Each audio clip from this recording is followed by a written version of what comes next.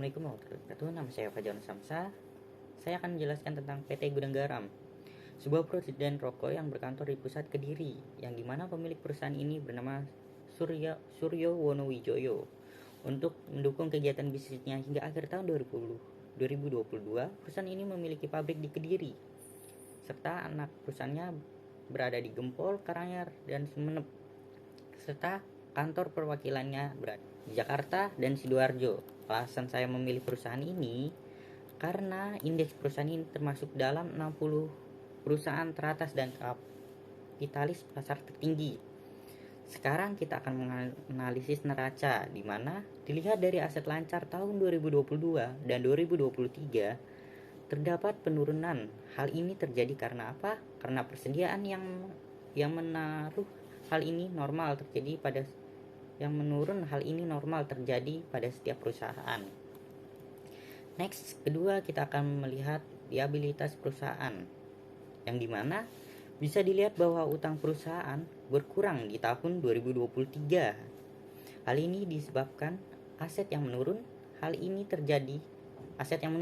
Karena hal ini terjadi karena laba perusahaan yang menurun, tapi operasional harus tetap berjalan, sehingga total liabilitas perusahaan sebesar yang berada di sini. Next, selanjutnya kita melihat ekuitas, di mana dalam sebuah ekuitas terdapat banyak perubahan yang terjadi. Kita lihat di sini banyak perubahan yang terjadi. Hanya saja terjadi penurunan sedikit. Hal ini terjadi karena laba perusahaan yang menurun. Bisa kita lihat labanya. Ya, walaupun laba menurun, namun perusahaan ini memiliki harga saham yang bagus dalam pasar saham. Selanjutnya kita melihat laba rugi, di mana laba rugi ini terlihat menurun, tetapi laba tetap naik setiap tahunnya, yang berarti efisien operasional semakin baik. Lalu pengendalian biaya juga termasuk masih stabil. Untuk masuk ke teorinya, kita berada di teori trend of theory. Dalam teori trend, menurut saya perusahaan sudah baik dalam menjaga keseimbangan antara dengan keuntungan yang dihasilkan untuk meningkatkan nilai suatu perusahaan. Selanjutnya kita masuk ke teori kedua, yang dimana menurut saya perusahaan ini termasuk simetrik informasional, karena saya melihat cukup jelas mengenai kondisi perusahaan dari laporan ini, dan perusahaan ini juga transparan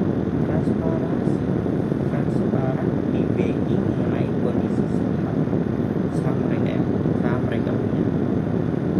Selanjutnya teori ketiga, di mana backing pada teori, menurut saya melakukan pendanaan yang sesuai dengan teori ini dilihat dari jumlah ekuitas, yang dimana ekuitas mereka lebih besar daripada utang, yang berarti mereka mendahulukan pendanaan internal yang mereka punya.